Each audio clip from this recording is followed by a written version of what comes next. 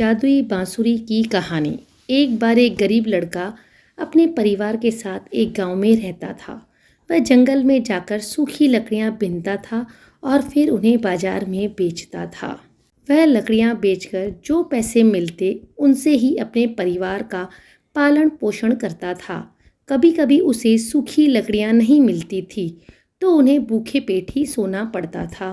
एक बार वर्षा ऋतु के दिनों में इतनी ज़्यादा बारिश हुई कि चारों तरफ पानी ही पानी भर गया। ऐसे में लड़के को सूखी लकड़ियां ढूंढना बहुत मुश्किल हो गया। वह कई दिन से उसके घर में खाना भी नहीं पका था। लड़का जंगल में सूखी लकड़ियां ढूंढते ढूंढते भूख प्यास से इतना बेहाल हो गया कि वह बेहोश हो गया। तभी वहां से एक वन देवी गुजरी। वन देवी को लड़के की हालत देखकर दया आ गई। उन्होंने लड़के को एक बांसुरी दी और बोली कि ये बांसुरी रोज तुम्हें और तुम्हारे परिवार को भरपेट भोजन देगी। इतना कहकर वह वन देवी वहां से गायब हो गई।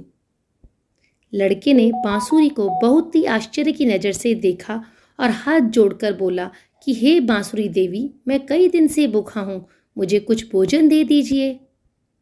लड़के की इतनी बात सुनकर स्वादिष्ट स्वादिष्ट पकवानों की थालियां उसके सामने आ गईं। लड़के की खुशी का ठिकाना नहीं रहा। खाना खाकर उसने अपनी भूख शांत की और बांसुरी को लेकर अपने घर की ओर चल दिया। जब वह घर पहुंचा तो उसने सारी बात अपनी माँ को बताई। वह भी बहुत खुश हुई।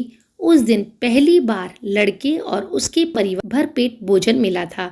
बांसुरी के आने के बाद उनके घर में खुशियां ही खुशियां हो गई थी। लेकिन जब लड़के की यह खुशी उसके पड़ोसी ने देखी तो उसे उसकी खुशी सहन नहीं हुई। पड़ोसी सोचने लगे कि कल तक तो इसके यहाँ खाना भी नहीं नसीब होता था, आजकल तो इसके घर से बड़े ही स्वादिष्ट पकवानों की खुशबू आती है। आखिर ऐसा क्या हो गया है?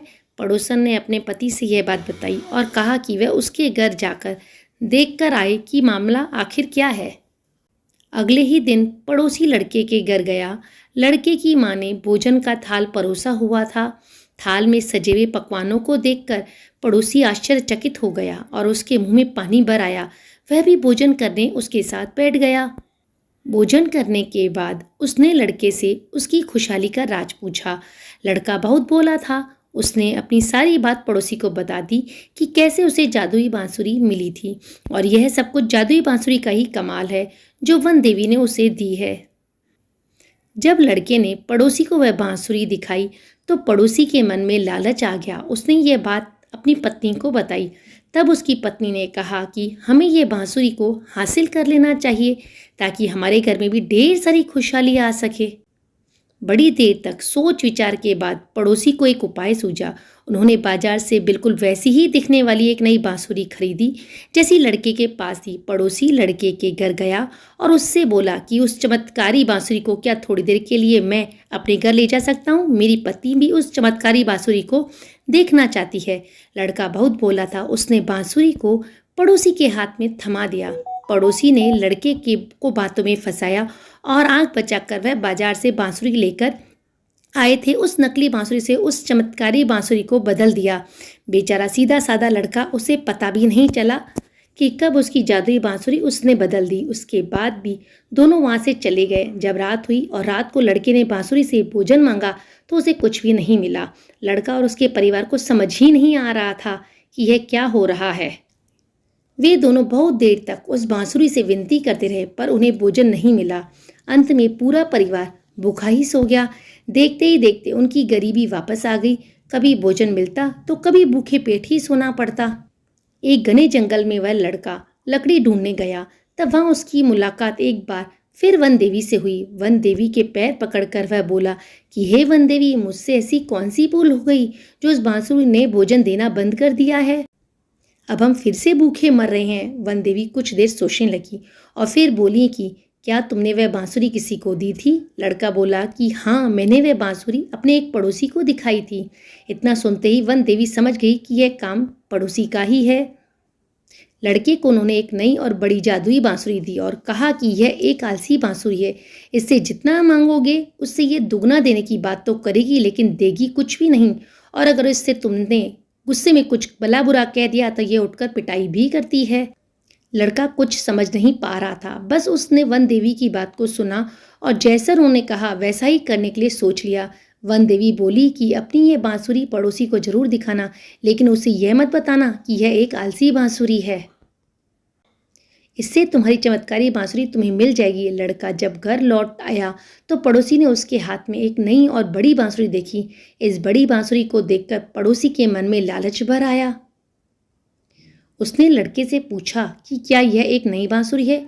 लड़का बोला कि हाँ भाई, पहले वाली बांसुरी तो कहीं खो गई थी। आज मुझे वन देवी ने एक नई बांसुरी दी है। यह उससे भी बहुत अच्छी है। मैं अगर इससे एक मांगता हूँ तो यह मुझे दो देती है। पड़ोसी जल्दी से अपने घर गया और उसने अपनी पत्नी को उस नई बांसुरी के बारे में सारी बात बताई। जब पत्नी ने यह बात सुनी तो उसके मन में लालच आ गया। उसने सोचा कि क्यों न इस पुराने बांसुरी के बदले नई बांसुरी ले आए। दोनों पुरानी बांसुरी को लेकर लड़के के घर गए। लड़के के घर का दरवाजा खुला हुआ था, मगर अंदर कोई नहीं था।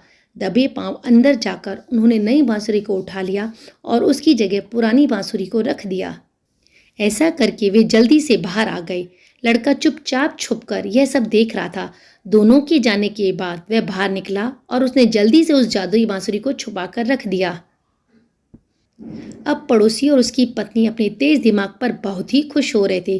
दोनों को लग रहा था कि वह बहुत चालाक हैं। उन्होंने अपनी नई बांसुरी को अपने सामने रखा और उससे बोले कि हे बांसुरी देवी, हमें 1,00,000 रुपए दो। बांसुरी बोली, 1 नहीं 2,00,000 दूंगी।